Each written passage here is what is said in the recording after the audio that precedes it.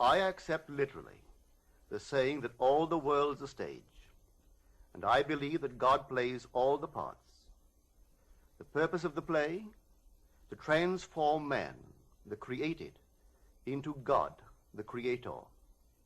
God loved man, his created, and became man in faith that this act of self-commission would transform man, the created, into God, the creator.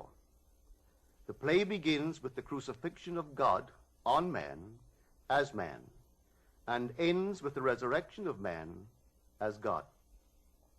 God becomes as we are, that we may be as he is. God becomes man, that man may become first a living being, and secondly, a life-giving spirit. I live, yet not I, but God lives in me, and the life I now live in the flesh, I live by the faith of God, who loved me and gave himself for me. God took upon himself the form of man, and became obedient unto death, even death on the cross of man, and is crucified on Golgotha, the skull of man. God himself enters death's door, the human skull, and lays down in the grave of man to make man a living being. God's mercy turned death into sleep. Then began the prodigious and unthinkable metamorphosis of man, the transformation of man into God. No man, unaided by the crucifixion of God, could cross the threshold that admits to conscious life. But now we have union with God in his crucified self. He lives in us as our wonderful human imagination. Therefore, man is all imagination, and God is man, and exists in us, and we in him. The eternal body of man is the imagination. That is God himself. When he rises in us, we will be like him, and he will be like us. Then all impossibilities will dissolve at the touch of exaltation, which his rising in us will impart to our nature. Here is the secret of the world. God died to give man life and to set man free. For however clearly God is aware of his creation, it does not follow that man, imaginatively created, is aware of God. To work this miracle, God had to die, then rise again as man. And none has ever expressed it so clearly as Blake. Blake says, or rather has Jesus say, "Unless I die, thou canst not live. But if I die, I shall arise again, and thou with me. Wouldst thou love one who had never died for thee, or ever die for one who had not died for thee? And if God dieth not for man, and giveth not himself eternally for man, man could not exist." So God dies. That is to say, God has freely given himself for man. Deliberately, he has become man, and has forgotten that he is God, in the hope that man, thus created, will eventually rise as God. God has so completely offered his own self for man that he cries out on the cross of man, my God, why hast thou forsaken me?" He has completely forgotten that he is God. But after God rises in one man, that man will say to his brothers, "Why stand we here trembling around, calling on God for help, and not ourselves, in whom God dwells?" This first man that has been raised from the dead is known as Jesus, the first fruits of those who have fallen asleep. For man, God died. Now by a man has come also the resurrection of the dead. Jesus resurrects his dead father by becoming him. In Adam, the universal man, God sleeps. In Jesus, the individualized God, God wakes. In waking, man the created has become God, the creator, and can truly say, "Before the world was, I am." just as God, in his love for man, so completely identified himself with man that he forgot that he was God, so man, in his love for God, must so completely surrender himself to God that he lives the life of God and no longer that of man. God's play, which transforms man into God, is revealed to us in the Bible. It is completely consistent in imagery and symbolism. The New Testament is hid in the Old Testament, and the Old is manifested in the New. The Bible is a vision. It is not a doctrine or a ritual. The Old Testament tells us of God's promises. The New Testament tells us not how these promises were fulfilled, but how they are fulfilled. The central theme of the Bible is the direct, individual, mystical experience of the birth of the child. That child of whom the prophet spoke. To us a child is born, to us a son is given, and the government will be upon his shoulder, and his name will be called Wonderful Counselor, Mighty God, Everlasting Father, Prince of Peace. Of the increase of his government and of peace there will be no end. When the child is revealed to us, we see it, we experience it, and the response to this revelation can be stated in the words of Job. I had heard of thee by the hearing of the ear, but now my eye sees thee. The story of the incarnation is not fable, allegory, or some carefully reasoned formula to enslave the minds of men, but mystical fact. It is a personal mystical experience of the birth of oneself out of one's own skull, symbolized in that of a child, wrapped in swaddling clothes and lying on the floor. There is a distinction between hearing of this birth of a child from one's own skull, a birth which no scientist or historian could ever possibly explain, and actually experiencing the birth, holding in your own hands and seeing with your own eyes this miraculous child, a child born from above, out of your own skull, a birth contrary to all the laws of nature. The event, as it is recorded in the Gospels, actually takes place in man. But of that day or that hour when the time will come for the individual to be delivered, no one knows but the Father. Do not marvel that I said to you, you must be born from above.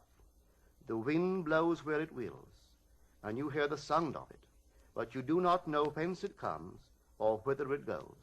So it is with everyone who is born of the Spirit. This revelation in the Gospel of John is true. Here is my experience of this birth from above.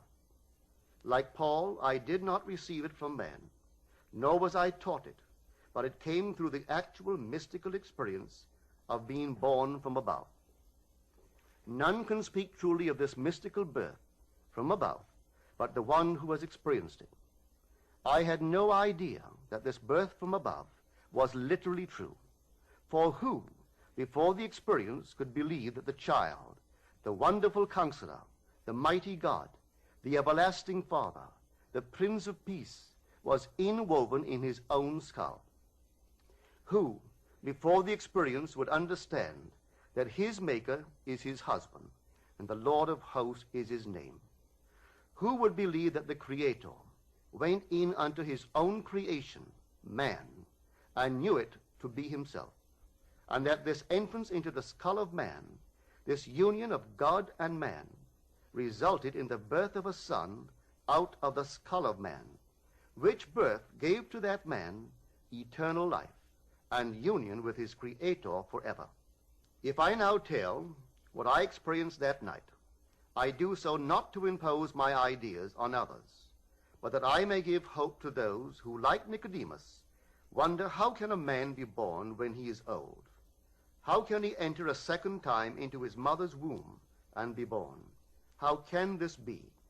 Well, this is how it happened to me. A heavenly dream in which the arts flourished was suddenly interrupted by the most intense vibration, centered at the base of my skull.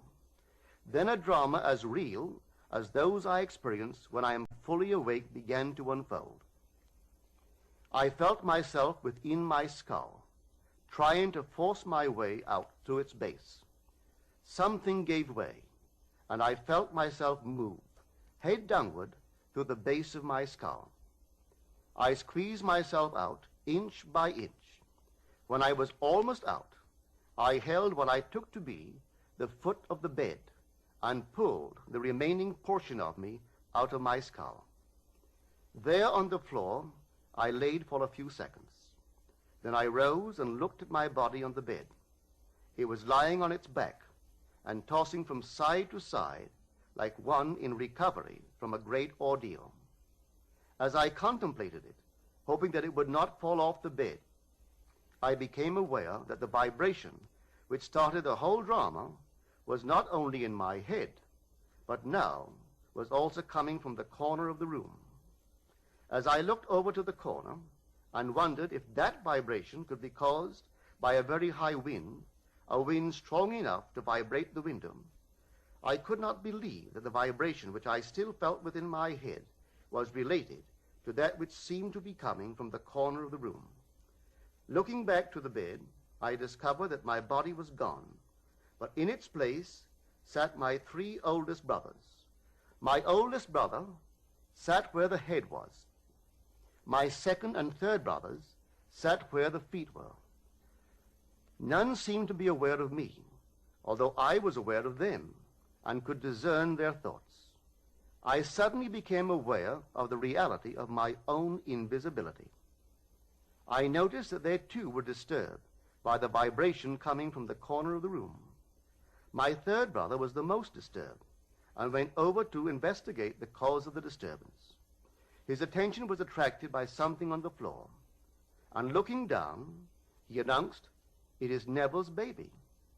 My other 2 brothers, in most incredulous voices, asked, "How can Neville have a baby?" My brother lifted the infant wrapped in swaddling clothes and laid him on the bed. I then, with my invisible hands, lifted the babe and asked him, "How is my sweetheart?"